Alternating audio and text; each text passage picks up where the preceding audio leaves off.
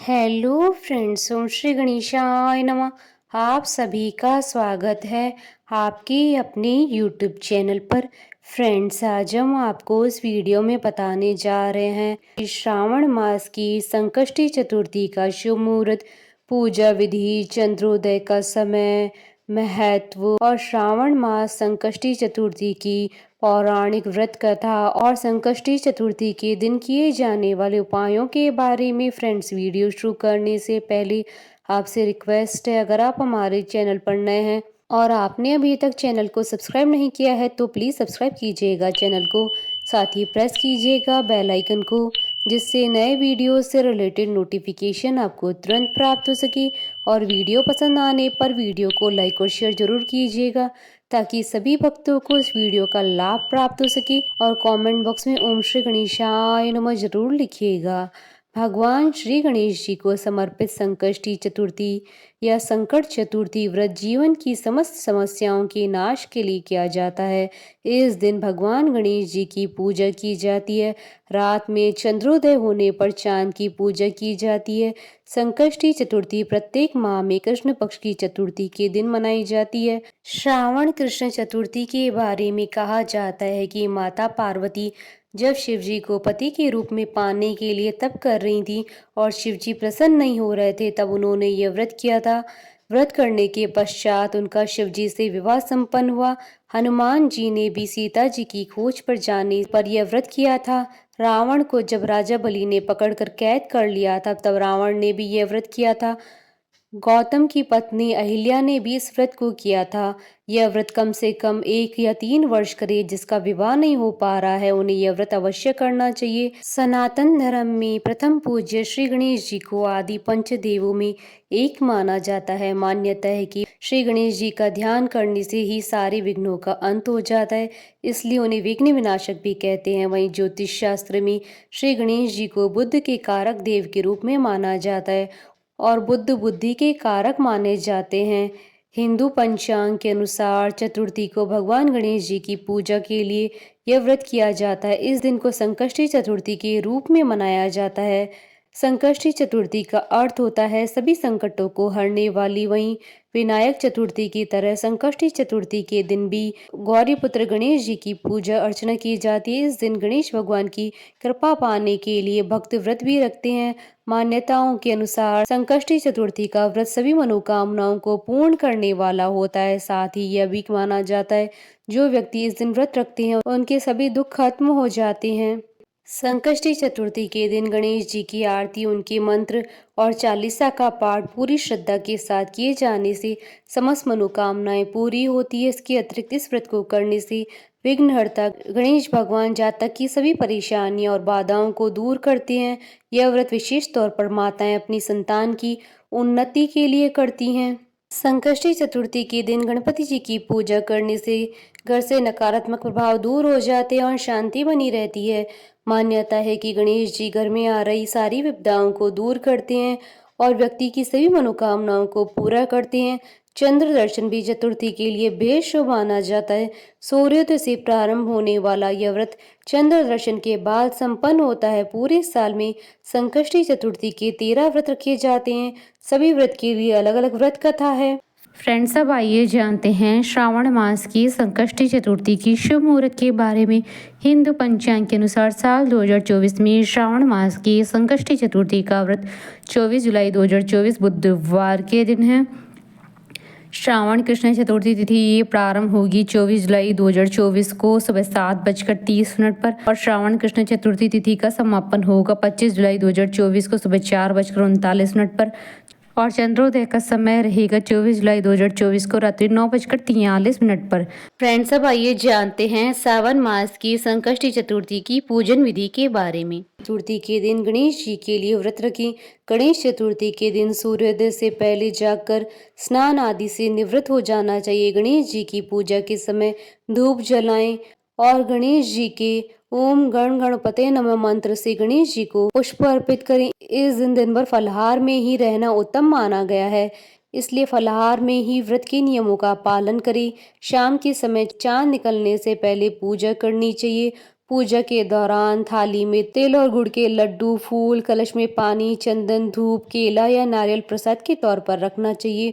पूजा करते वक्त दुर्गा माता की मूर्ति भी साथ में रखें। गणेश जी की पूजा के दौरान माता की मूर्ति रखना शुभ माना जाता है। गणेश जी के मंत्र के साथ उनकी पूजा करें।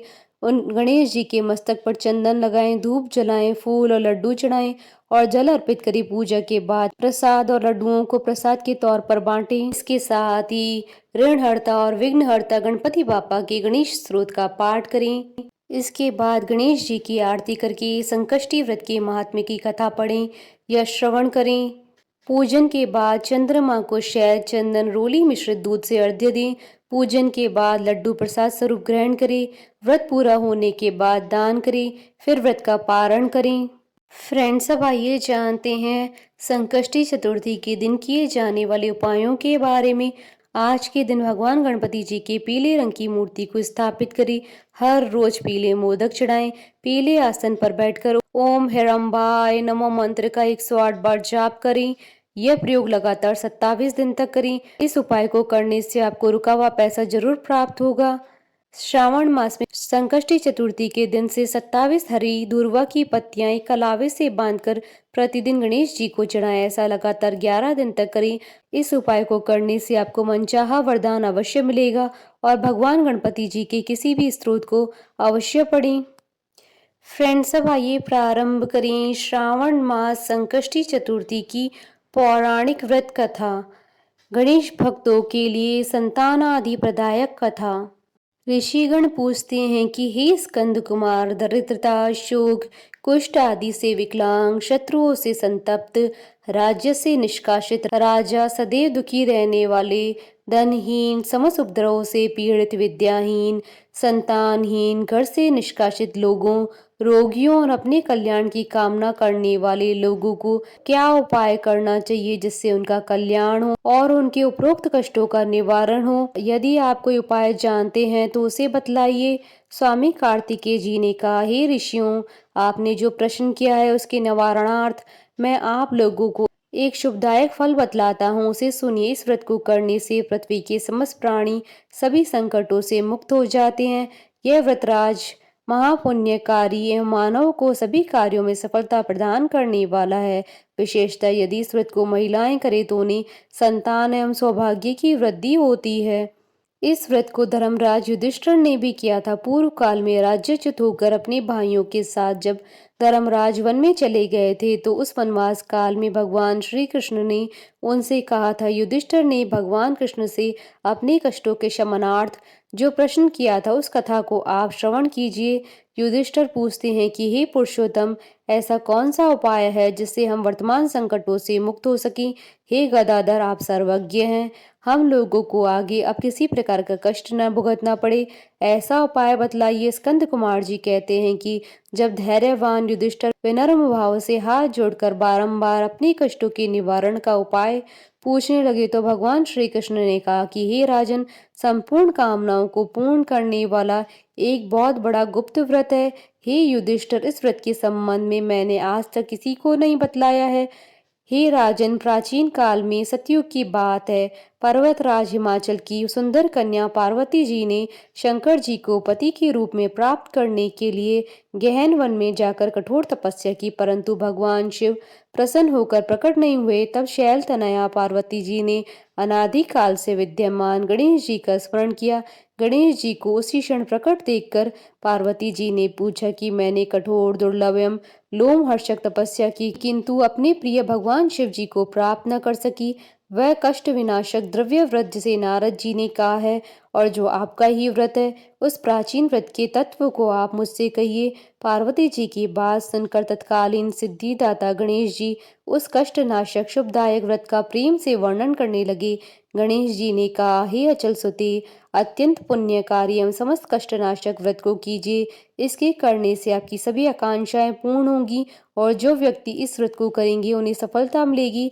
श्रावण के कृष्ण चतुर्थी रात्रि में चंद्रोदय होने पर उनका पूजन करना चाहिए। उस दिन मन में संकल्प करे कि जब तक चंद्रोदय नहीं होगा मैं निराहार रहूंगी, पहले गणेश पूजन करके ही भोजन करूंगी।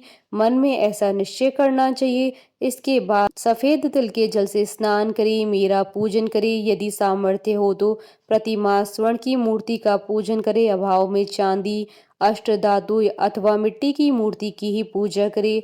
अपनी शक्ति के अनुसार सोने, चांदी, तांबे अथवा मिट्टी के कलश में जल भरकर उस पर गणेश जी की प्रतिमा स्थापित करें। मूर्ति कलश पर वस्त्र आच्छादित करके अष्टदल कमल की आकृति बनावे और उसी मूर्ति की स्थापना करें।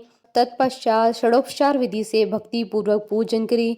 मूर्ति का ध्यान इस प्रकार करें, हे लंबोदर, 4 भुजा वाले, 3 नेत्र वाले, लाल रंग वाले, हे नीलवर्ण वाले, शोभा के भंडार, प्रसन्न मुख वाले गणेश जी, मैं आपका ध्यान करता हूँ या करती हूँ।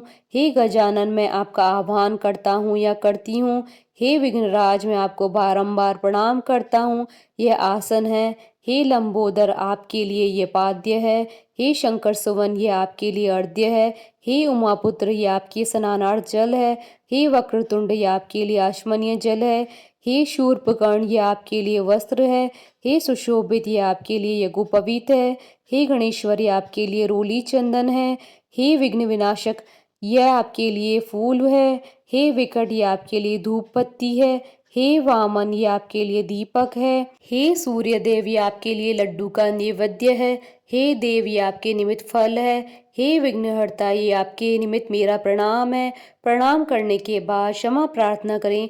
इस प्रकार षडोपचार रीति से पूजन करके नाना प्रकार के प्रसादों को बनाकर भगवान को भोग लगाएं। हे देवी, शुद्ध देसी घी में 15 लड्डू बनाएं। सर्वप्रथम भगवान गणेश जी को लड्डू अर्पित करके उनमें से 5 ब्राह्मणों को दे दें। अपने सामर्थ्य के अनुसार दक्षिणा देकर चंद्रोदय होने पर भक्ति भाव से अर्घ्य देवी। तदंतर 5 लड्डू का स्वयं भोजन करें। फिर हे देवी, तुम सब तिथियों में सर्वोत्तम हो, गणेश जी की परम प्रियतमा हो। हे चतुर्थी, हमारे द्वारा प्रदत्त अर्घ्य को ग्रहण करो, तुम्हें प्रणाम है। इस प्रकार से चंद्रमा को अर्घ्य प्रदान करें। क्षीर सागर से उत्पन्न हे लक्ष्मी के बाई, हे निशाकर, रोहिणी सहित हे शशि, मेरे दिए हुए अर्घ्य को ग्रहण कीजिए। गणेश जी को इस प्रकार प्रणाम करें, हे लंबोदर, आप संपूर्ण इच्छाओं को पूर्ण करने वाले हैं, आपको प्रणाम है। हे समस्त विघ्नों के नाशक, आप मेरी अभिलाषाओं को पूर्ण करें। तत्पश्चात ब्राह्मण की प्रार्थना करें, हे ध्वजराज, आपको नमस्कार है, आप साक्षात देव स्वरूप हैं। गणेश जी की प्रसन्नता के लिए हम आपको ये लड्डू समर्पित कर रहे हैं। आप हम दोनों का उद्धार करने के लिए दक्षिणा सहित इन 5 लड्डुओं को स्वीकार करें। हम आपको नमस्कार करते हैं। इसके बाद ब्राह्मण भोजन कराकर गणेश जी से प्रार्थना करें। यदि इन सब कार्यों को करने की शक्ति न हो तो अपने भाई बंधुओं के साथ दही एवं पूजन में निवेदित पदार्थ का भोजन करें। प्रार्थना करके प्रतिमा का विसर्जन करें और अपने गुरु को अन्न वस्त्रादि एवं दक्षिणा के साथ मूर्ति दे देवें। इस प्रकार से विसर्जन करें। हे देवों में श्रेष्ठ गणेश जी, आप अपने स्थान को प्रस्थान कीजिए एवं इस व्रत की पूजा के फल को दीजिए। हे सुमुखी, इस प्रकार जीवन भर गणेश चतुर्थी का व्रत करना चाहिए। यदि जन्म भर व्रत न कर सके तो 21 वर्ष तक करें। यदि इतना करना संभव न हो तो 1 वर्ष तक करें। 12 महीनों के व्रत को करें। यदि इतना भी न कर सके तो वर्ष के 1 मास को अवश्य ही व्रत करें और श्रावण चतुर्थी को व्रत का उद्यापन करें। बोलिए भगवान गणेश जी की जय। भगवान शंकर, माता पार्वती जी की जय। हमारे साथ इस वीडियो में अंत तक बने रहने के लिए आपका धन्यवाद। ओम श्री गणेशाय नमः।